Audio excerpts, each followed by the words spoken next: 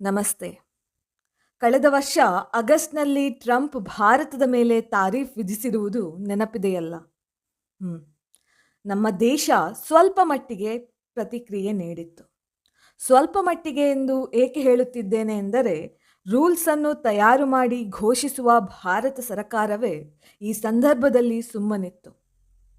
America ಭಾರತದ ಮೇಲೆ ಮೊದಲು 25% ತಾರೀಫ್, ನಂತರ ರಷ್ಯಾದೊಂದಿಗಿನ ತೈಲ ವ್ಯವಹಾರಕ್ಕೆ ಪೆನಾಲ್ಟಿ ತಾರೀಫ್ 25% ಸೇರಿಸಿ ಒಟ್ಟು 50% ತಾರೀಫ್ ವಿಧಿಸಿತ್ತು. ಇಷ್ಟೆಲ್ಲಾದರೂ ನಮ್ಮ ಪ್ರಧಾನಿ ಶ್ರೀಯುತ ನರೇಂದ್ರ ಮೋದಿಯವರು ಸುಮ್ಮನಿದ್ದರು. ಪ್ರತಿ ಸಲ ಇವರು ಮೌನಕ್ಕೆ ಹೋದಾಗ ಏನಾದರೂ ದೊಡ್ಡದಾಗಿ ನಡೆಯುತ್ತದೆ ಎಂಬುದು ಈ ಸಲವೂ ಸತ್ಯವಾಯಿತು. ಅಮೆರಿಕಾದ ವಾಣಿಜ್ಯ ಸೆಕ್ರೆಟರಿ ಹಾರ್ವರ್ಡ್ ಲುಟ್ನಿಕ್‌ನ ಮಾತು ಸುಳ್ಳಾಯಿತು. ಈತ ಭಾರತ 2 ತಿಂಗಳಲ್ಲಿ ಕ್ಷಮೆಯಾಚಿಸುತ್ತದೆ ಎಂದಿದ್ದ. ಆದರೆ ಚೂರು ತಡವಾಯಿತಷ್ಟೇ. ಇಂದು ಅಮೆರಿಕ ಭಾರತದ ಮುಂದೆ ಕಾಲೂರುವಂತಾಗಿದೆ. ಹೌದು, ಅಮೆರಿಕಾದ 2 ಸೆನೆಟರ್ಗಳು ಟ್ರಂಪ್ಗೆ ಭಾರತ ಹಾಕಿರುವ ತಾರೀಫನ್ನು ಕಡಿಮೆ ಮಾಡಿಸಿ ಎಂದು ಪತ್ರ ಬರೆದಿದ್ದಾರೆ.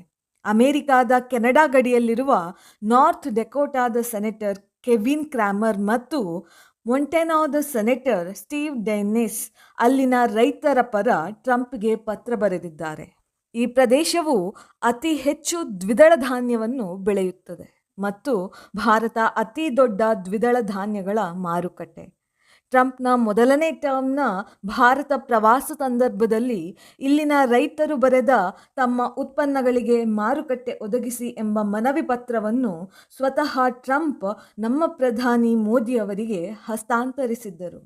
ಇಲ್ಲಿಂದ ಶುರುವಾಗುತ್ತದೆ ಟ್ಯಾಕ್ಸ್ ಫ್ರೀ ದ್ವಿದಳ ಧಾನ್ಯಗಳ ಟ್ರೇಡ್. ಅಮೆರಿಕಾದ ತಾರೀಫ್ಗೆ ಪ್ರತಿಯಾಗಿ ಅಕ್ಟೋಬರ್ 30, 2025ರಂದು ಭಾರತ ಅಮೆರಿಕಾದಿಂದ ಆಮದು ಮಾಡುವ ದ್ವಿದಳ ಧಾನ್ಯಗಳ ಮೇಲೆ, ವಿಶೇಷವಾಗಿ ಹಳದಿ ಬಟಾಣಿ, ಬೇಳೆ, ಕಡಲೆಗಳ ಮೇಲೆ 30% ತಾರೀಫ್ ವಿಧಿಸುವುದಾಗಿ ಘೋಷಿಸಿತು.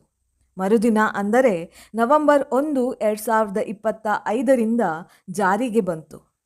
ಈ ತಾರೀಫ್ ಅಮೆರಿಕಾದ ರೈತರಿಗೆ ಒಳ್ಳೆಯದಾಗಿ ಬಿಸಿ ತಟ್ಟಿದೆ ಹಾಗೂ ಈ ಪ್ರದೇಶಕ್ಕಂಟಿಕೊಂಡಿರುವ ಕೆನಡಾದ ಭಾಗದಲ್ಲಿರುವ ರೈತರಿಗೆ ಲಾಭವಾಗಿದೆ. ಭಾರತದೊಂದಿಗೆ ಕೆನಡಾ ದ್ವಿದಳ ಧಾನ್ಯ ಟ್ರೇಡ್ ಮಾಡುವುದಾಗಿ ಘೋಷಿಸಿದೆ. ಇದರಿಂದ ನಷ್ಟಕ್ಕೊಳಗಾದ ರೈತರ ಪ್ರತಿನಿಧಿಗಳಾದ ಸೆನೆಟರ್ಗಳು ಟ್ರಂಪ್ಗೆ ಪತ್ರ ಬರೆದಿದ್ದಾರೆ. ಈ ಪತ್ರದಲ್ಲಿ ಭಾರತದ ಪ್ರಧಾನಿ ನರೇಂದ್ರ ಮೋದಿಯವರ ಜೊತೆ ಮಾತನಾಡಿ ನಮ್ಮ ಬೇಳೆಕಾಳುಗಳ ಮೇಲಿರುವ ಸುಂಕ ಕಡಿಮೆ ಮಾಡಿಸಿ ಎಂದಿದ್ದಾರೆ.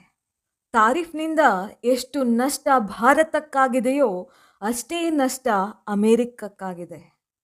ಇಲ್ಲಿ ಎದ್ದು ಕಾಣುವುದು ಟ್ರಂಪ್ನ ಹುಚ್ಚಾಟ ಮತ್ತು ಅಹಂಕಾರ. ಅಮೆರಿಕಾದ ರೈತರ ಹಿತಾಸಕ್ತಿ ಕಾಪಾಡಲು ಟ್ರಂಪ್ ಮೋದಿಯವರ ಮುಂದೆ ಕಾಲೂರುವರೆ ಮತ್ತು ಮೋದಿಯವರು ಈ ಸುಂಕವನ್ನು ಕಡಿಮೆ ಮಾಡಲು ಒಪ್ಪುತ್ತಾರಾ ಎನ್ನುವುದನ್ನು ನಾವು ಕಾದು ನೋಡಬೇಕಾಗಿದೆ.